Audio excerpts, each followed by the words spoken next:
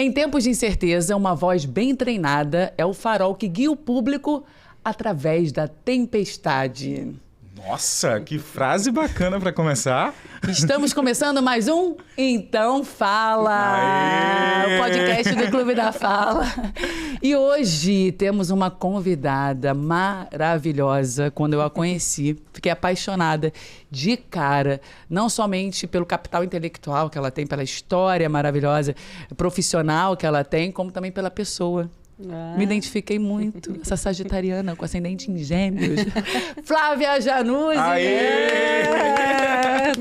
Que introdução, eu fico até sem graça, assim. Para Muito com obrigada. isso. Maravilhosa.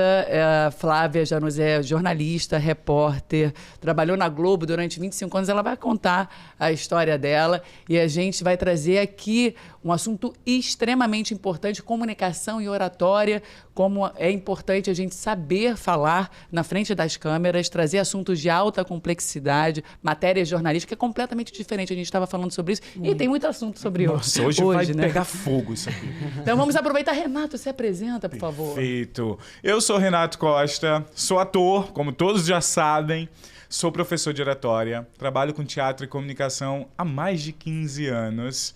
Sou uma pessoa parda, com cabelos cacheados. Hoje eu estou vestindo uma blusa digníssima de um azul marinho muito bonito e uma calça cinza. Vou passar de volta o bastão. Lália, se apresenta. Meu nome é Laila Weintraub, eu sou fonoaudióloga, professora de oratória, fundadora do Clube da Fala, que desde 2007 transforma a comunicação de pessoas para maximizar relações e resultados. E eu sou branca, alta, loira pintada, tá? Estou com vestido vermelho, que é a identidade visual do Clube da Fala. E agora, por favor, Flávia, se apresente. Primeiro eu quero agradecer muito essa oportunidade de dividir com vocês a minha experiência em comunicação. Para mim é uma honra, porque o Clube da Fala é uma referência de oratória para mim. E são grandes comunicadores que estão aqui à minha frente. Eu estou suando frio, porque eu sempre estive desse lado e não desse lado de cá. Mas para mim é um privilégio estar aqui. Eu queria agradecer muito o convite de vocês. Bom, eu sou a Flávia Januzzi, eu tenho uma altura mediana, sou branca, meus cabelos são louros tingidos artificialmente. Eu estou vestindo um vestido bege, clarinho, para transmitir paz. E uso colares prateados e dourados. Maravilhosa. Flávia, eu tive a oportunidade de ser entrevistada por você. Eu tinha te visto na televisão só, porque você é famosa, afinal de contas. Como eu falei, a primeira vez que eu estive na sua presença, eu sei que ser entrevistada é diferente de entrevistar. Eu me encantei pela sua simplicidade, humildade e pela forma maravilhosa que você tem de se comunicar. Eu percebo que você usa as técnicas, tem uma voz melodiosa, que eu, como fonoaudióloga, já analisamos, né? Uma voz melodiosa, com uma boa entonação. E, além disso, você é muito autêntica. É uma marca registrada sua. E espontânea. E aí, assim, a gente chegou aqui, a Flávia, eu tô nervosa. Nada. E, assim, a gente mais ainda, porque é uma responsabilidade. Você é uma grande comunicadora. E mesmo assim você se prepara, porque você tinha tudo para falar de improviso. Afinal de contas, você domina as técnicas de comunicação, atuou improvisando e se preparando a vida inteira, trabalhando com comunicação como uma ferramenta de trabalho. E a gente chegou aqui, você escrevi. Mostra, por favor. Olha só, gente. 2 folhas. Olha que maravilha. Eu faço isso, eu sou vintage. Nada de celular. Nada de celular. Primeiro, quero te agradecer, porque vindo de você um elogio desse, eu realmente fico muito vaidosa. E a comunicação, eu acho que ela sempre esteve presente na minha vida. Na época de colégio, quando tinha trabalho em grupo, eu já gravava vídeos com o meu grupo e gostava de fazer o trabalho entrevistando as pessoas. Nossa. É muito curioso isso. Eu não falei isso em lugar nenhum. É de natural verdade. isso. Foi uma coisa realmente natural. E eu lembro que a gente no auditório, criança ainda, pré-adolescente, os meninos olhavam assim, gente, mas você é entrevistadora? Olha, eu fazia brincando aquilo, era uma brincadeira gostosa aquilo para mim. Claro que eu não tinha embasamento nenhum, conteúdo nenhum, mas eu gostava de falar. E eu sempre falei pelos cotovelos. Até que um dia eu resolvi falar ao vivo, quando eu comecei minha carreira na televisão, que foi na Globo, no interior do estado, e eu fui fazer um ao vivo sem escrever. E eu falei, eu vou dar conta disso, eu vou improvisar. É um festival de música. E o cinegrafista botou umas mesas, porque era um cinegrafista vaidoso. Não, enquadramento, vai ficar um luxo aqui. Você sobe nessas mesas, se equilibra aí. Não vira muito, senão você pode cair, porque estava tudo meio em falso. E eu, não preparada, subi nas mesas e fui lá fazer o ao vivo para o RJ da noite, que era o horário nobre da Globo. E aí fui fazer o ao vivo. Quando me chamaram, me deu um nervosismo. A falta de inteligência emocional nesse momento, a falta de preparação emocional, o quanto interferiu na minha comunicação. Me deu um branco que quando eu virei para falar do palco, eu falei assim, gente, quem vem se apresentar? Quem vem se apresentar? Cadê o nome da pessoa que não vinha na minha cabeça? E aí eu comecei, aquela da pizza, eu não tenho pizza. Comecei a dar pizza, eu estava de vestido, começou a pingar um suor. Eu parei, aquele silêncio assim, sepulcral, constrangedor. E sabe, que são segundos e ficam horas, parecem horas. Nossa. Eu sei que eu devolvi, voltamos ao estúdio. E aí ligou a chefe do Rio para a chefe do interior do estado. Não queremos mais essa menina na televisão. Ela não pode entrar ao vivo, ela não tem capacidade para entrar ao vivo. Você escutou isso? Essa mensagem foi transmitida para mim, assim, em todas as palavras, literais. Nossa. Assim. E eu fiquei arrasada, na sala, eu comecei a chorar, eu super novinha. Mas eu chorava copiosamente. Eu me olhava no espelho, eu sou horrorosa, sou péssima, não sirvo para nada. E o que aconteceu? Eu travei, mas eu comecei a trabalhar com o espelho. Desculpa, eu falo muito com a mão, gente. Eu comecei a falar com o espelho. Como eu posso vencer isso? Como eu posso ir decorando e falando? Não, você não decora, então anota. Perfeito. Anota, escreve, memoriza. Porque o celular, para mim, não funciona. Eu não consigo memorizar. Eu tenho palavras-chave, né? Que às vezes eu boto no roteiro e eu consigo ir pela palavra, pelo verbo, e eu vou, aquele roteiro vai me guiando. Nunca mais eu tive branco.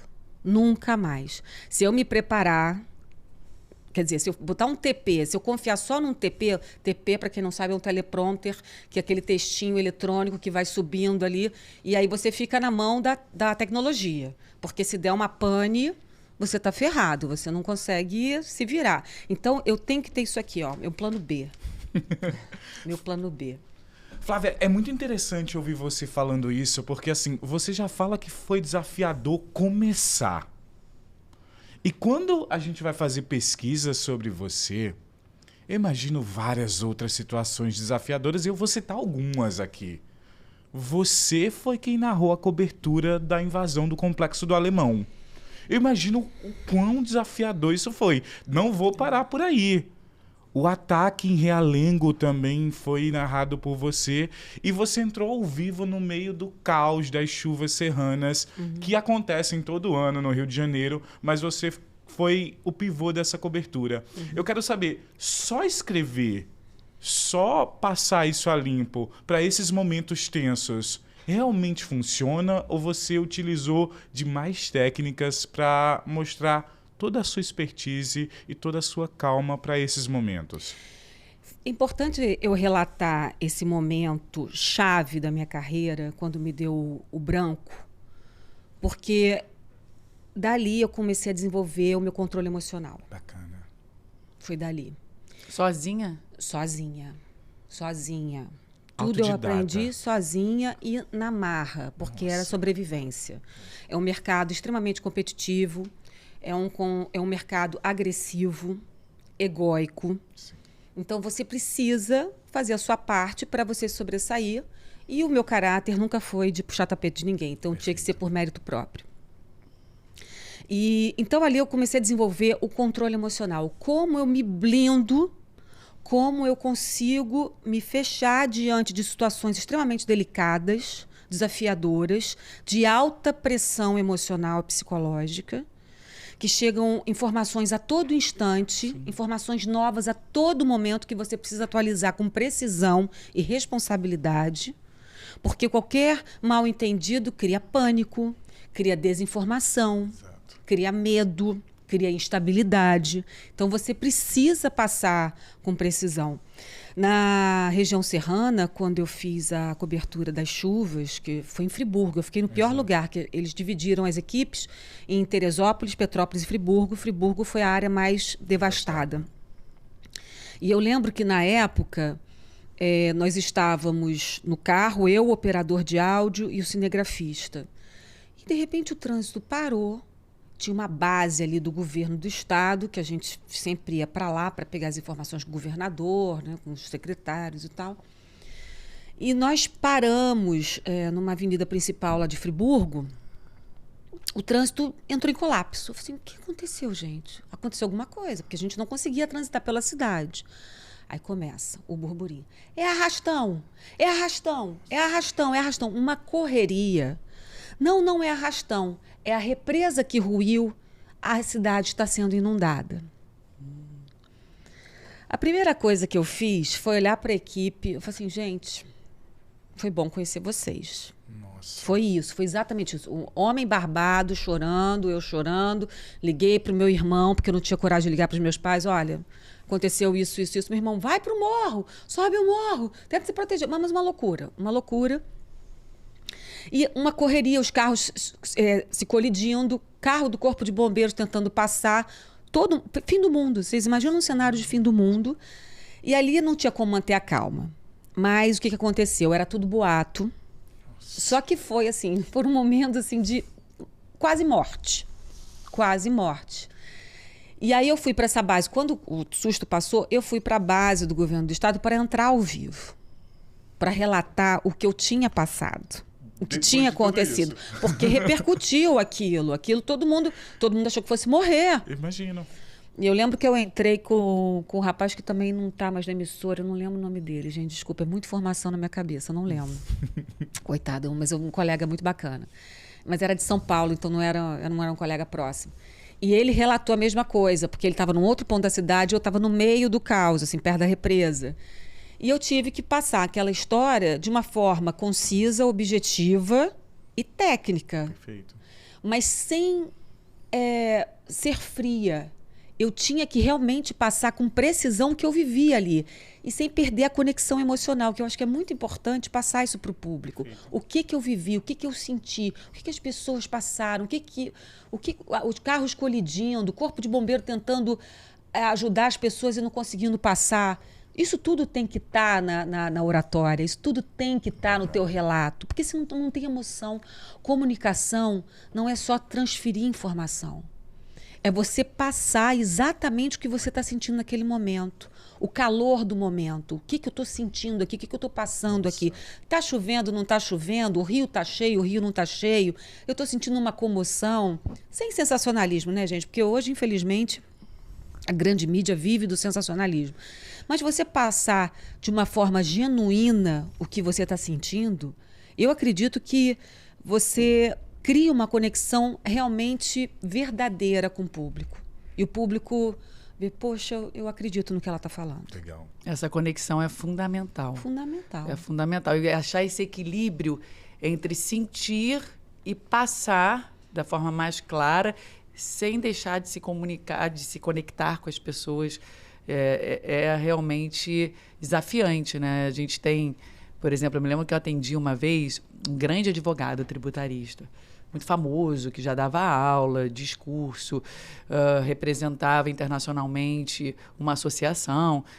E ele procurou o Clube da Fala justamente porque ele falou assim, Laila, eu dou palestra, dou aula, não sinto nervosismo, eu quero presidir um congresso internacional e quero aprender a ler no teleprompter. O objetivo dele era, eu quero falar igual o Barack Obama. Ah, maravilhoso. Aí eu falei, maravilhoso. Bom objetivo. Vamos lá, vamos treinar. E aí a gente treinava e tudo. E ele falou assim, Lara, agora me veio à mente aqui algumas situações que eu passei, porque às vezes eu preciso discursar. E por eu estar sempre em evidência, eu estou assim, sei lá, em alguma homenagem, vem aqui falar sobre fulano de tal, discursa sobre isso, até em festas, em comemorações. E nesses momentos eu não consigo me controlar. Eu começo a me emocionar e não sai nada. Ele falou assim, eu começo a ficar nervoso, eu choro. Eu falei, você chora? Porque não é... Aí ele chora de nervosismo. Não, ele chora porque ele se envolve na emoção. E é ruim. Aí ele me perguntou isso. Ele falou assim, o que eu posso fazer para não chorar? Engraçado. É engraçado, né? O que eu posso fazer para conseguir falar e conseguir, de fato, passar o que eu quero? Aí eu falei assim, olha, não é ruim. A resposta não é ruim. Isso, você se emociona. E emociona o público quando você chora. E é genuíno e consegue passar isso para o público. Quanta gente a gente já viu em programas de televisão, repórter. Até em momentos mais formais, Sim. a gente viu as pessoas se emocionarem, a gente se emociona junto. Sim. Aquilo não é programado, ele não está atuando. Exato. Só que ele fazia isso e a ponto de não conseguir falar nada.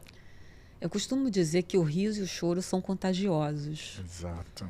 Não é? Verdade. Eu fiz um podcast com uma menina que agora... Desculpa te interromper, né? Que ela começou a se emocionar e eu me emocionei junto no podcast. Gente. Não tem jeito. Você se solidariza com a dor do outro, ou com a experiência do outro. Uma pessoa que perdeu a mãe muito cedo, um pai muito cedo, ficou órfã e foi por as próprias pernas à luta e na vida. E você... Puxa, você cria uma empatia, tem uma linguagem empática. E, bom, eu queria... Bom, vai. Aí a gente começou a treinar isso, discursos emocionantes, como se ele estivesse falando para uma pessoa que ele ama muito, que ele admira, e o objetivo era ele não chorar a ponto de não conseguir falar. Então ele chorava, e aí a gente conseguia voltar, e ele conseguia se expressar e fazer essa homenagem. Então, é esse desafio que você falou, assim, tem que ter uma conexão emocional, mas a ponto de você conseguir passar com clareza o que você quer. Você sabe que eu nem sempre fui vitoriosa na conexão emocional, na Conta pra inteligência gente. emocional. No Alemão, que foi uma cobertura extremamente desafiadora, porque nós chegamos lá por volta de 4 da manhã, quer dizer, eu não dormi, porque já era uma cobertura prevista, então muita apreensão. E eu não sabia o que vinha pela frente. A gente não consegue se preparar para o que a gente vai viver ali. Porque é uma área conflagrada, de extrema violência. Perdão. E então, o que aconteceu? Me posicionei numa avenida principal do Alemão. E quando começou o Bom Dia Rio, que era por volta de 6 horas da manhã, 6:30 da manhã, que era mais tarde na época, quando eu entrava ao vivo, eles começavam a dar tiros. Nossa. Eles estavam acompanhando a transmissão na televisão. Eu tenho 2 situações bem interessantes para falar para vocês sobre isso. Então, eu começava... Nós estamos aqui... Lembra da TV Pirata, que tinha aquela repórter que ficava assim? Estamos aqui, não fazia assim, não. Estamos aqui na avenida tal, não sei o quê. Mas era tiro, assim, mas é tiro, gente. Você estava com colete à prova de bala? Colete, capacete, tudo que você imaginar. Aquela parafernália pesada e que aumenta a tensão. Aumenta a tensão. O negócio aqui vai travando de um jeito, que também a gente vai falar sobre esses exercícios que eu faço, às vezes, em coberturas desafiadoras. Então, vai travando e você pode gaguejar, daqui a pouco não sai a voz, não sai a palavra direito, que você está assim, ó, está travada. E eu comecei a sentir muito medo, porque os tiros ficaram muito próximos. Muito próximos. Num determinado momento, eu falei assim, eu não consigo mais. Eu não consigo mais. Eu tô com medo de morrer. Porque era aquele barulho de bala. E ia perto da gente. Era no asfalto. Eu falei assim, gente, não dá. Se pegar na perna, a gente tá morto. Tá dilacerado, não tem pra como ficar aqui. A gente tá no alvo dos caras. O que eu fiz? Eu corri pra um lugar, um beco. Fiquei igual um bicho acuado. Eu não tenho vergonha de falar isso. Sim. Eu fiquei igual um bicho acuado e eu travei literalmente. Eu falei pro cinegrafista, eu tô saindo da cobertura ao vivo, eu vou fazer só o pré-gravado, eu não tenho condições psicológicas de entrar nisso aqui. Isso aqui é uma área de guerra. Eu não consigo. Você precisa preparar psicologicamente. Não é qualquer um que entra. Eu não consegui entrar. Depois eu lembro que eu fui falar com o Ali Camel, na época, que era o diretorzão. Eu disse, olha, você me perdoa, pode parecer um fracasso para você, pode parecer uma fragilidade, de fato mas eu estou acolhendo uma coisa minha e eu vou te dar o melhor que eu posso no pré-gravado. E assim eu fiz. Eu saí dali do ao vivo, peguei meu cinegrafista, assim, a gente vai colar com os caras da CORE, que é a tropa de elite da Polícia Civil, vamos colar com um delegado aqui que a gente vai na casa do traficante. Eu vou dar um furo de reportagem, mas bom, eu não vou me arriscar dessa maneira. Não vou. Mas tem preparação psicológica para isso? Esses repórteres que têm que cobrir guerra, por exemplo? Olha, eu acho que vai de cada um. Tem treinamento, não sei. Você vê uma bomba perto de você, eu não sei até que ponto você consegue narrar aquilo. Eu, naquele momento, não tive preparo psicológico para narrar, porque eu senti a bala ali muito perto. Eu falei assim, daqui a pouco eles estão atingindo a gente. E eu vou ser morta ao vivo. Até que ponto vale a informação? Gente. Até que ponto a gente chega? E eu vi uma cobertura, se eu não me engano, foi da CNN, do furacão Milton, recentemente. E eu questiono muito essas coberturas. Os repórteres, eles foram alocados em pontos assim de extrema crise do Milton. De água chegando, vendaval, o repórter quase sendo varrido junto com as árvores. Teve o âncora, que eu esqueci, é o Cooper, Anderson Cooper. Ele estava falando também, o vendaval, o boné vindo, daqui a pouco ele é atingido por uma coisa no rosto, quer dizer, aquilo viraliza, e aí é ao máximo viralizar com um hematoma no olho, porque foi atingido por algo que o furacão Milton trouxe na sua cara. Até onde isso vale a pena? Até onde isso vale a pena? Então, eu lembro que do Alemão, eu não perdi a cobertura e fui premiada junto com toda a equipe, porque nós conseguimos subir até a casa do tal do Polegar, que era um dos bandidões do Alemão. Eu fui lá com o delegado da CORE, nós entramos na casa e mostramos o quanto aquela casa era diferente das demais casas da favela. E do que a gente imagina que seja a casa de uma favela. Exatamente, porque tinha LED no teto, gesso rebaixado, piscina, sauna, sinuca, várias TVs, quer dizer... Então, praticamente uma mansão luxuosa. Era completamente desigual da maioria das casas da comunidade. E aí nós mostramos em primeira mão aquilo, então eu não perdi o material. Eu consegui fazer um bom trabalho. E quando nós descemos, o tiroteio recomeçou. E o cinegrafista, coitado, meu amigo, ele abaixou com a câmera e falava assim... Sou infeliz, eu tenho 2 filhos, ideia de jirico subir aqui, por que você me trouxe aqui? Eu falei assim, gente, a gente precisava trabalhar, precisava mostrar alguma coisa. Mas eu acho que aquilo teve o menor risco diante do que a gente estava passando. Sim. Porque ali ao vivo eu realmente não tive estrutura. E uma outra cobertura, se vocês me permitirem, eu estou falando demais. Não, eu tô adorando. Eu tô aqui encantado. Eu não tinha noção. Inclusive rindo de nervoso a cada... A gente não sabe dos bastidores. Não é fácil. A gente está falando de controle emocional, pelo amor de Deus. A gente treina pessoas para plateia hostil quando você é coisa. Mas isso aí... Aliás, eu adorei essa aula. Argumentação sobre pressão. Adorei essa aula. Quero fazer uma segunda. É a sua cara. Teve uma outra situação que foi a greve dos caminhoneiros em 2018, salvo engano. Em 2018... Essa eu vi você falando sobre. Você lembra? No podcast eu vi você falando que foi desafiante, que você recebeu ameaça. Então, isso, exatamente. Fala pra gente. Foi uma greve, uma paralisação que realmente parou o Brasil. Todos os estados, e a gente fez a cobertura no Rio de Janeiro. E aí eu foi deslocada para perto da Reduc, Duque de Caxias, a refinaria de Duque de Caxias. E ali eu vi que tinha piquete. Eles não estavam deixando os caminhoneiros entrar na Reduc. Assim, gente, como é que eu vou passar isso para o público de uma forma segura? Porque aí você vai ficando calejado, né, gente? Porque depois de Alemão, depois lá do festival de música que me deu branco, essa garota não pode entrar mais ao vivo. Se eu vou entrar sim, vai ter que me engolir sim, Zagalo. E aí eu falei assim, eu vou fazer de uma maneira segura, que eu possa transmitir a informação com precisão e que eu possa ter tranquilidade para passar essa informação. Bom, nós seguimos, passamos pelo piquete, carro à paisana, não era o carro da Globo, um carro à paisana. Nós passamos, fomos para uma passarela longe, a beça, e o meu cinegrafista sabiamente levou um duplicador na câmera que eu conseguia ver a longa distância o que acontecia. Nós estávamos a quilômetros de distância. E eu conseguia ver o que acontecia ali com o duplicador, então eu ia narrando aquela imagem que eu via no visor da câmera. Era pequenininho, ficava aqui, narrando e olhando aqui. E aí jogaram pedra nos caminhoneiros e tal, e eu ia narrando. Então, nós começamos a cobertura, o RJ, eu lembro que era 11 e pouca da manhã, a gente começou a cobertura mais cedo, durante a programação, porque era uma coisa tão grave que a gente começou bem cedo. E aí eu comecei a narrar já na programação. Quando entrou o RJ já estava quente, já comecei a narrar porque eu já estava falando.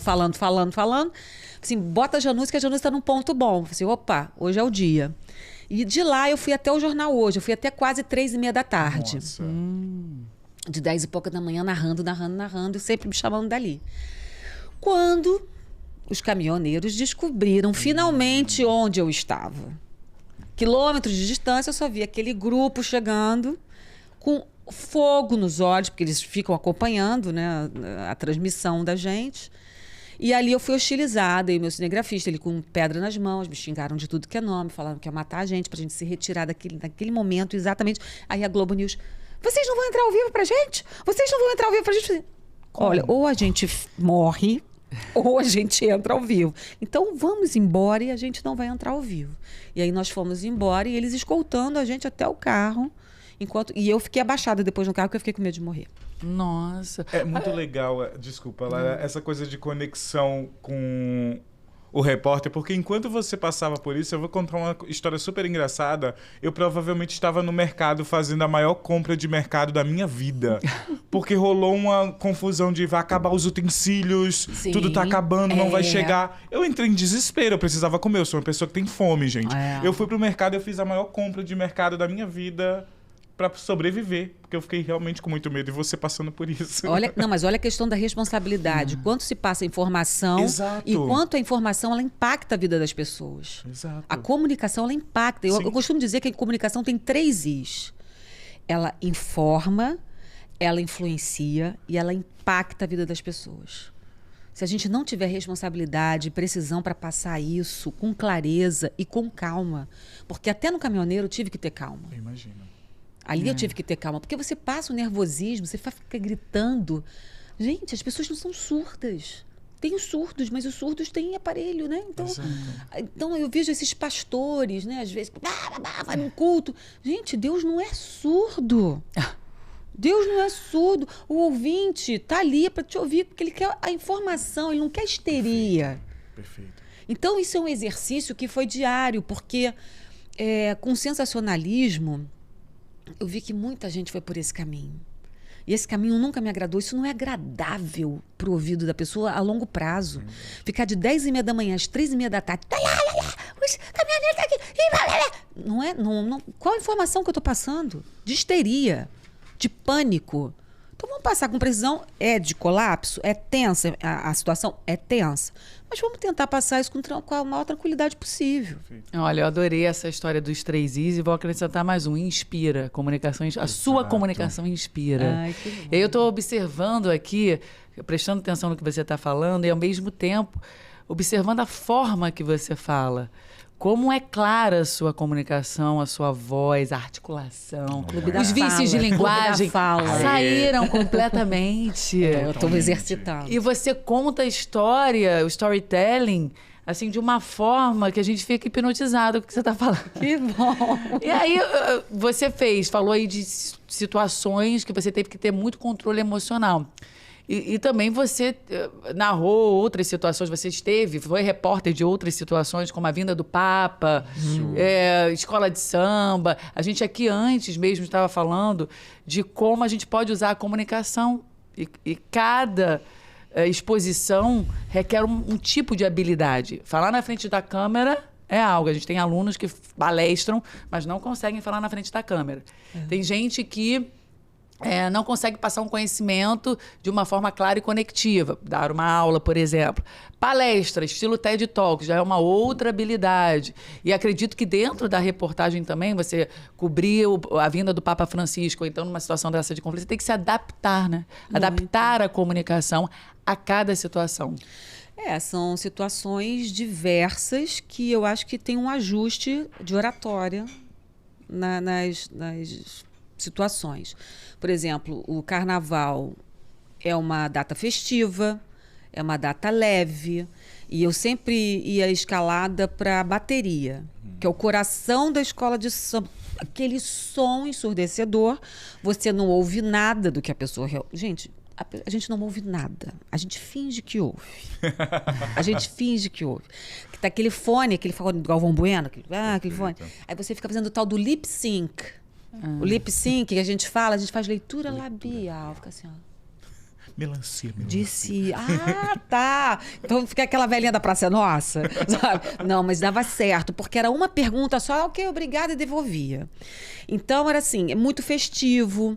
Se bobear, a gente sambava. Quantas vezes eu sambei com um neguinho da Beija-Flor ali, porque era o aquecimento, aquela coisa que a gente tá já ali na pilha, sabe? Para começar.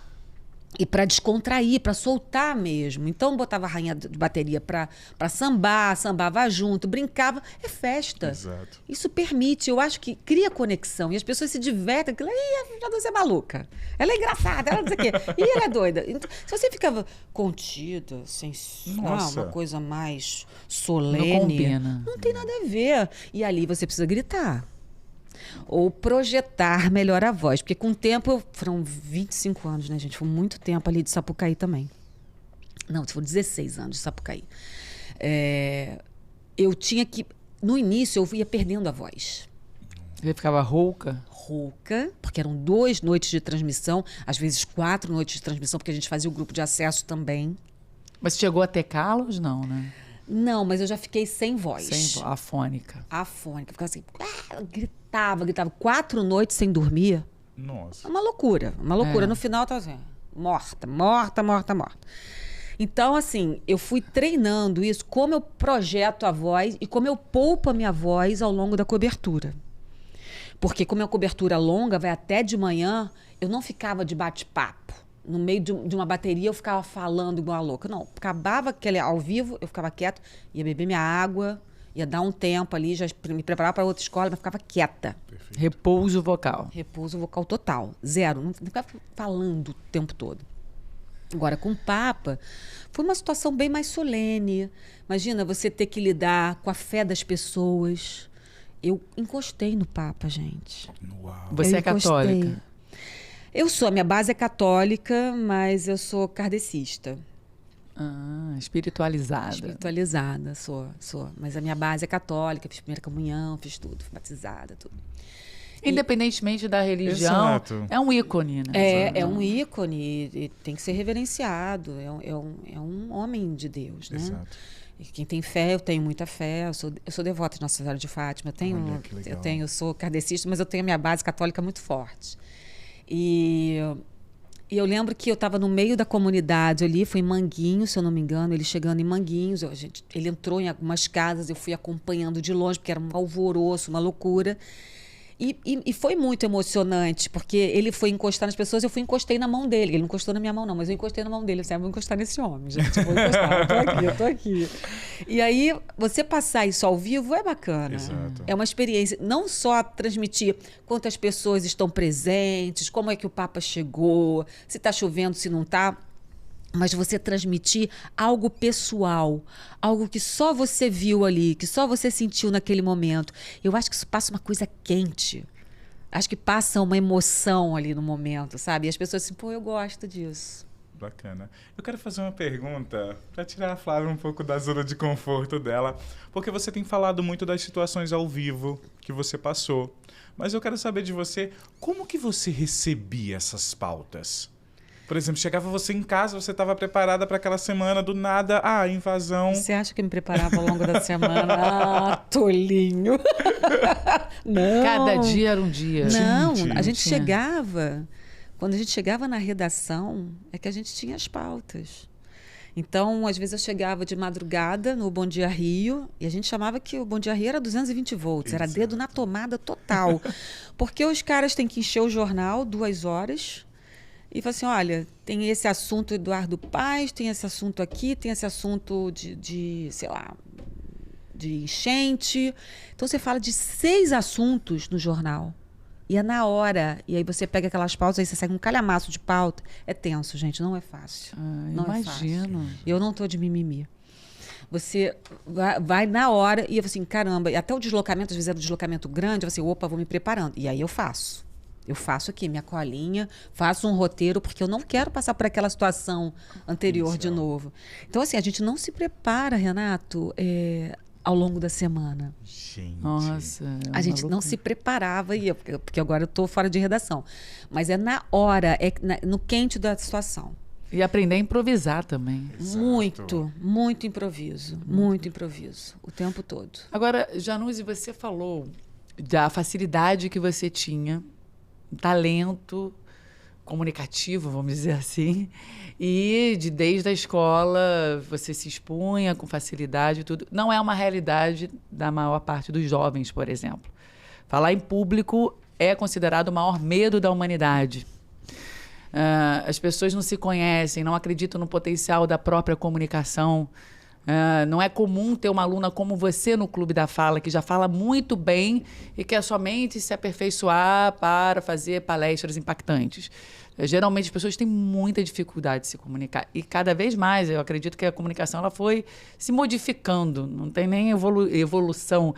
Se modificando, hoje tem a internet. É comum que jovens tenham facilidade de falar na frente das câmeras sozinho, pega o celular e se filma. É uma outra geração. Vai conversar, não consegue conversar, dialogar.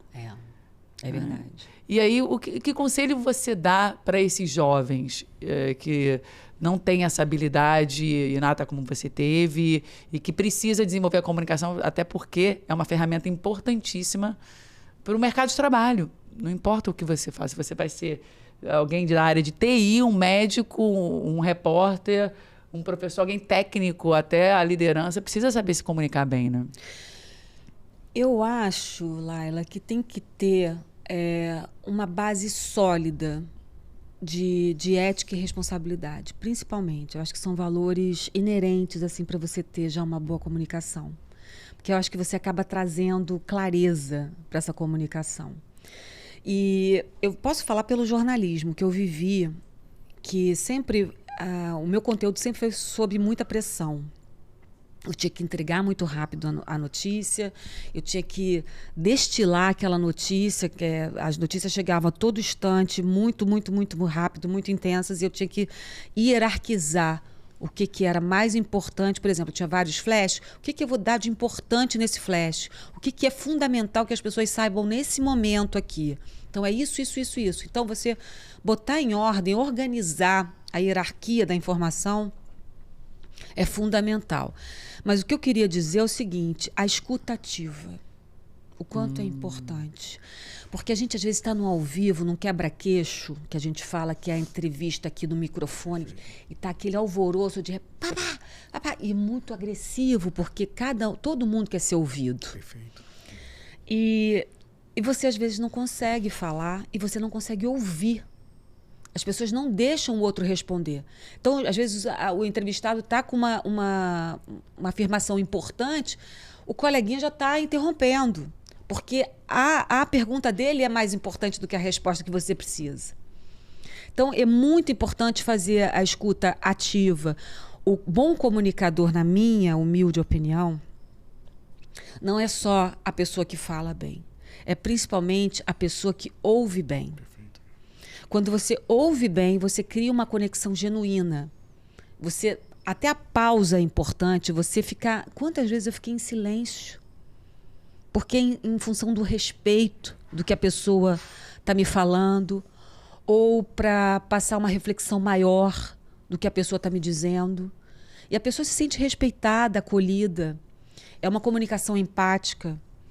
O quanto é importante isso, e a gente não vê mais isso. A gente vê, eu não vou citar nomes de comunicadores, que, enfim, por questões éticas, mas A gente vê comunicadores que são excelentes, que têm a voz metalizada, né? Que a voz metalizada em rádio fica uma maravilha. Mas são pessoas que não deixam o entrevistado concluir uma informação, principalmente se for uma informação dissonante da sua. Qual é o problema da gente ouvir algo que a gente não concorda? E isso eu devo ao Clube da Fala, porque é um exercício para mim, porque por muito tempo eu também não conseguia fazer. E hoje eu consigo exercitar a neutralidade. Comunicação não violenta. A comunicação não violenta. Pelo menos eu consigo entender o que a pessoa está dizendo, respeitar, e eu consigo tentar responder no meu tempo. Mas eu consigo não... Porque o que a gente vê hoje em debate... Ih, gente, eu estou aqui indo... Por favor. Devagando. Você está dando uma aula para gente. O que a gente vê hoje em debate, por exemplo, principalmente no debate das eleições americanas, é a comunicação violenta, total, de O ambas as brasileiro partes. está copiando. Total, de ambas as partes. E que isso dá mídia. Isso dá mídia. A mídia vive disso. A mídia vive de treta. A Exato. verdade é essa. A gente estava até falando sobre isso, porque Exatamente. eu assisti um podcast, tem podcast que é polêmico. Isso E é repercute. aquele marketing de guerrilha. Exatamente. E aí você falou assim, nossa, abordamos assuntos polêmicos, eu nunca recebi tantos seguidores. É. As pessoas gostam disso. Como repercute, viraliza. Mas né? aí tem que tomar cuidado, né? Porque você, às vezes o que deve ser passado não é passado. Exato. Fica só ali no ataque e defesa, ataque e defesa, ataque e defesa. É como a gente vê os debates políticos de hoje em dia. O que aquela pessoa vai fazer? Qual é a proposta de trabalho dela? Você falou do Obama. Né? Obama, para mim, é uma grande... Independentemente da parte ideológica ou não, a gente não está questionando ideologia aqui, o exemplo de oratória dele, para mim, é muito inspirador. Perfeito. Muito inspirador. E, por exemplo, a Câmara. A Câmara, acho que deveria fazer umas aulas com o Obama, porque a Câmara, eu já estou estudando a Câmara também, que eu gosto desse assunto. A Câmara, eu vejo que ela vira os olhos enquanto o oponente fala. Ela, de acordo com o público, ela mexe um pouco no sotaque para negros. Ela fala um dialeto negro, ela fala para os brancos de uma forma diferente. Eu fico pensando, tem vídeo sobre isso. É mesmo? Tem vídeo sobre isso. Não tinha percebido E isso. eu fico pensando, gente, quem é essa pessoa? É um personagem, não é? E do outro lado também tem questões. Mas eu percebo que às vezes fica olhando para cima, debochando ou diminuindo o que o outro está dizendo. Por que não rebater de uma forma mais contundente e respeitando o que o outro fala? Porque eu acho que fala muito sobre ela em vez de falar sobre ele, nesse ponto. Perfeito. E o Obama é um exemplo de comunicador, independentemente de política. Ele tinha aula de oratória semanalmente enquanto esteve na presidência. Tanto é que hoje ele dá palestra. Eu tive a oportunidade de vê-lo em São Paulo. Sim. É impressionante. A impressão que dá, ele não deu uma palestra, foi uma entrevista. Um CEO entrevistou um CEO de uma empresa. E ele falava com muita adaptação à cultura local, ou seja, ele estudava, o público estudou o Brasil, se referia à cultura local, que a gente gostava e tal, fazia analogias, usava todos os recursos lúdicos, histórias, exemplos, relatos, analogias, o humor, a forma da fala dele, as pausas, sem perder a simplicidade, a conexão. E a cada resposta que ele dava, a vontade era de aplaudir de pé. E não era nem uma palestra. Falei assim, gente, que resposta. É um encantador de serpentes. Porque por mais que você não concorde com muita coisa que ele diga, ele te encanta. Perfeito. Ele te encanta.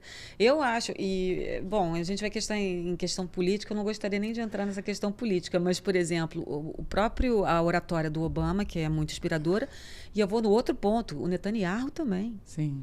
Como ele é convincente, ele é contundente. Ele, na hora de falar, ele é firme. Porque, por exemplo, você pega o Biden, que ele tem nitidamente hoje uma demência senil, talvez, não sei o que tem uma questão de saúde séria, o quanto um chefe de Estado, ele bota em xeque a segurança nacional daquele país. Ele mostra se é frágil ou se é forte aquele país, a partir da oratória. Então, quando a gente tem um chefe de Estado com a fragilidade da saúde do Biden, será que os Estados Unidos são essa potência toda? Complicado. É verdade. Aí você ouve um Netanyahu, Israel pode ser muito forte. Você começa a questionar. Assim, gente, é um líder. A liderança não pode ter hesitação, na minha opinião. Verdade. E não necessariamente aquilo que a gente está falando de política, né? Parte do princípio que todo político teria que preparar sua oratória. Exatamente. Independentemente se tem talento ou não. A gente já teve pessoas talentosas, comunicativas, se apontar aqui na história do Brasil, falando de oratória, tá? Não estou falando de política. Sim. Collor de Mello falava super bem. Seduz. Seduziu, tanto que ganhou a eleição. Pois é. Né? Então, todos teriam que falar muito bem. Né? E não necessariamente isso depende de formação acadêmica.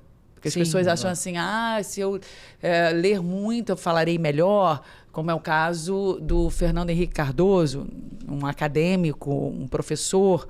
É claro que a leitura ajuda, o estudo ajuda, e principalmente o treino de você observar o que eu tenho de positivo na minha comunicação.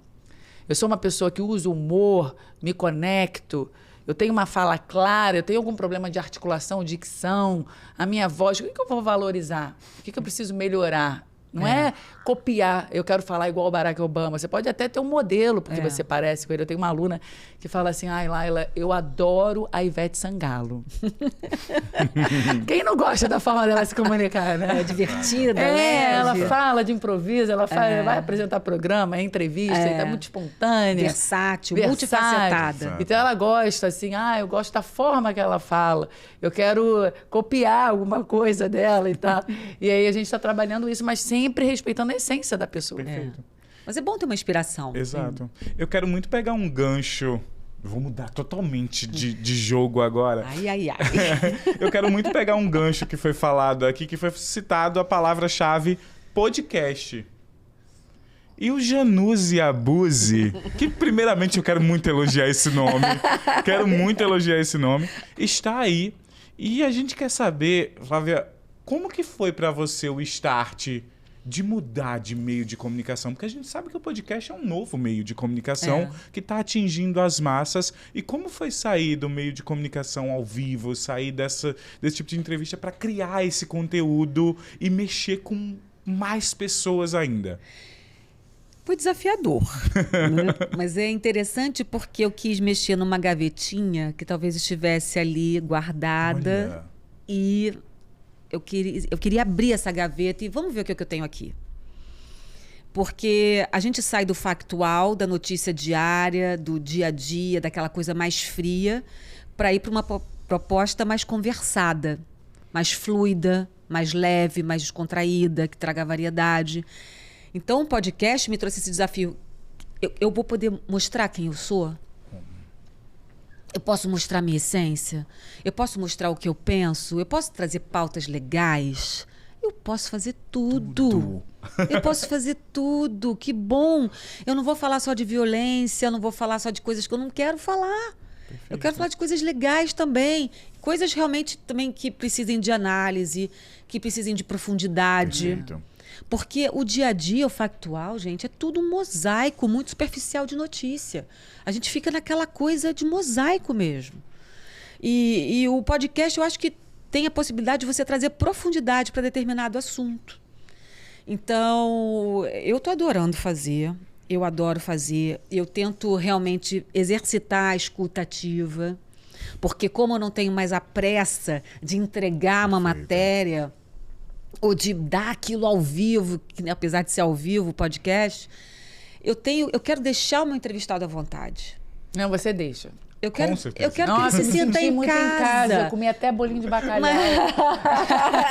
Os patrocinadores. Mas eu quero foi muito isso. gostoso. Eu quero que a pessoa se sinta. Eu não queria acabar a entrevista. Ah, que bom, Laila. Você é muito acolhedora e você é bom. divertida. É perfeito. Você também. Foi ótimo. A gente ficou BFF, foi muito legal. Parem! Não fica com ciúmes, não. Do nada! Mas eu tenho essa preocupação de deixar a pessoa mais à vontade, porque quando ela está mais à vontade, ela confia em você e ela solta. O que às vezes ela não falou para ninguém. Exato. Eu tive situações com o Carlinhos Jesus que ele veio falar... Eu vi a entrevista, eu amo o Carlinhos Jesus. Pois é, eu tive aula de dança com ele há 20 anos, há mais de 20 anos. Carlinhos é um ser iluminado, um cara bacanérrimo. E ele veio me contar coisas pessoais dele, coisas da família dele, que eu não sabia. Nossa. Milton Cunha foi outra pessoa também que eu queria abordar, Quem é que está por trás do personagem Milton Perfeito. Cunha? Quem é que está atrás do emplumado, carnavalesco, espalhafatoso Milton Cunha? É uma pessoa que sofreu homofobia desde pequeno. Sofrido. É uma pessoa que apanhou desde pequeno e que venceu na vida. E que não tinha nada, não tinha dinheiro para comer. E hoje ele é quem ele é. Perfeito. Então eu queria mostrar. Então eu acho que o podcast ele tem essa vocação e eu acho que ele tem esse propósito de desnudar essas pessoas, trazer quem são essas pessoas na essência e trazer assuntos com mais profundidade também. Perfeito. Muito bom. Perfeito. Agora vamos para o quadro aqui. Um Opa! quadro dinâmico, é mitos ou verdades. Nós temos aqui algumas frases. E você, como uma grande comunicadora, agora aprendendo a palestrar, quero te ver no TED, TED Talks, hein? Quero te ver TED rumo ao Talks. TED. Eu quero rumo ao TED. A gente vai falar uma frase e você rapidamente, em poucas palavras, vai dizer se é mito ou verdade. Comunicadores experientes não precisam mais se preparar tanto para uma apresentação. Mito? Total. A emoção deve ser controlada e nunca demonstrada ao comunicar. Mito. A Mito. gente falou sobre isso. No Vale do Exato. Eco. Para ser um bom comunicador, basta ter uma boa voz, Jamais. Mito. tudo e mais um pouco. A comunicação não verbal não é tão importante quanto as palavras que usamos. Mito. Não tem uma verdade aí, não, gente? A próxima, também não tem como, a gente falou sobre isso. Oratória é apenas sobre falar, não envolve escutativa. Ah, mito. Só não teve nada de verdade. Eu vou tentar uma verdade. Você tem que gostar do que você está fazendo para ser um bom comunicador. É verdade. É verdade. Você tem sempre que passar a verdade. Exato. Senão você não conecta. Não conecta. E tem aquele ditado, acho que é o ditado budista, gente. Aí vocês dão um Google para ver se eu estou certa ou se eu estou errada. 3 coisas não são escondidas por muito tempo: o sol, a lua e a verdade. Ai, que fofo. E é isso. Que lindo. A mentira vem à tona. Não faça isso. Não vá pela mentira. Incrível. Incrível. Estamos chegando ao final do Já? Ai, falei pra Poxa. burro, tá vendo como eu falo pelo Não, cotovelo? você foi perfeita. Eu E assim, falo muito. ainda aqui complementando, a gente já falou sobre isso, né, Renato? Como, claro, entrevistar e ser entrevistado Diferente. é completamente diferente. É. E depende também, né? Nós somos seres emocionais do dia que a gente está vivendo, da pessoa que está ali na sua frente, do quanto aquela conversa flui. E isso também é algo que pode ser trabalhado. Né? E hoje, cada vez mais, a gente está trabalhando. E você é impressionante como dá vontade de ficar horas com você. Nossa, eu ficaria aqui o Você é resto sua da tarde. amiga. A gente já é, vamos parar com exato. isso. E eu fiquei muito à vontade aqui, foi muito bom. Eu só queria falar para os comunicadores, dá tempo de eu falar uma coisa? Claro! Um exercício que eu fiz, que me ajudou muito quando a gente fica tenso, e quando às vezes eu entrava ao vivo também. Primeiro eu conversava com a equipe para soltar um pouco. Ai, vamos conversar um pouco. Aquecendo. Fala um pouco em alguma coisa. Fazia exercício de fonoaudiologia. Não vou fazer essas caretas, não. Vocês vão fazer isso no corte. Faz. Depois, vou virar meme. Eu não quero virar meme. Mas fazer exercício de fonoaudiologia, que é muito importante. Eu anotei mais uma coisa, gente. Fazer carita. Respiração. Respiração. Quando eu estou muito nervosa, eu segura 3 segundos. Solta devagar em 4 segundos. 3 segundos. Faz isso umas 3 ou 4 vezes. Você vai ver como você vai melhorar. Como você vai... Opa, estabilizou. Agora eu vou. Só isso que eu queria te dar dica. Você Aproveita. quer ser professora de oratória, não? É porque eu faço isso, é Chamar. macete da vida, gente. Foi na paulada que eu aprendi. E eu acho que é justo eu passar para as pessoas isso. Quando tá nervoso, respira. A gente não respira. O ansioso, ele fala rápido, não respira. E fica... Síndrome do pânico é muito sério, mas as pessoas não respiram. Exato. Então, respira, se estabiliza e vai. E as pessoas não percebem tanto quanto a gente internamente. A gente acha que está passando nervosismo, olha aí por dentro a gente está taquicardia, sudorese. Mas assim, as pessoas não percebem. Se você conseguir chegar nesse estágio das pessoas não perceberem, está ótimo. Já está ótimo, já está vitoriosa já. Tá ótimo. Aproveita, Flávia, faz uma chamadinha pro Januse e Abuse para você também. Gente, eu quero... É para essa câmera, né? Isso. Gente, eu quero agradecer tanto, assim, as pessoas que estão acompanhando o meu canal. É um canal que está crescendo com muito esforço, mas com muito empenho, muita paixão. E eu acho que é isso que realmente importa, quando a gente tem paixão em comunicar, em levar uma informação de qualidade para o público.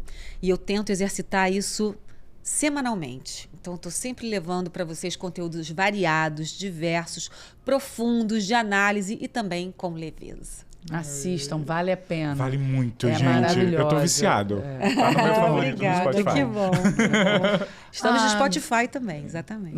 Obrigada pela sua participação. Eu quero agradecer o convite. Eu fiquei muito honrada, viu, Renato? Foi um prazer, prazer. Obrigada. Ser humano incrível, Muito obrigada. Uma profissional assim que a gente vê que sempre fez o trabalho com amor, dedicação, com excelência. Obrigada. Que você tenha cada vez mais sucesso. Que você continue encantando as pessoas, inspirando as pessoas, não somente no seu podcast, como também nos palcos, que você palestre muito, apareça muito, porque você veio ao mundo para brilhar. Muito obrigada. Eu preciso de vocês nas palestras, gente. Não me abandonem. Isso é importante também, que eu quero falar um pouco com você agora. Uma profissional totalmente realizada, que ainda vai realizar muito mais coisas, cheia de conteúdo e está buscando oratória para maximizar ainda mais a sua comunicação. E você? Não quer buscar também, não? Fazer oratória... Busca o Clube da Fala e vem com a gente conquistar ainda mais coisas na sua comunicação. É ferramenta poderosa para você se relacionar melhor com as pessoas, para você dizer o que de fato você pensa, o que você sente, falar com clareza, inspirar as pessoas. E qualquer um pode aprender. A gente está aqui para mostrar Exato. isso. Gente, não parem de estudar. Não parem nunca de estudar. E nunca se ache bom demais. Perfeito. Tenha sempre a humildade para perceber, eu preciso aprender mais coisas. E quando a Laila foi no meu podcast, eu percebi o quanto de vício de linguagem. Eu não posso ter isso. Eu preciso melhorar e eu vou melhorar. E eu quero ficar excelente. Eu tenho certeza que eu vou conseguir com o Clube da Fala. Beijo. Muito obrigada. Até o próximo Obrigada episódio. pelo convite. Beijo, gente. Tchau, tchau. Até o próximo. Tchau, gente.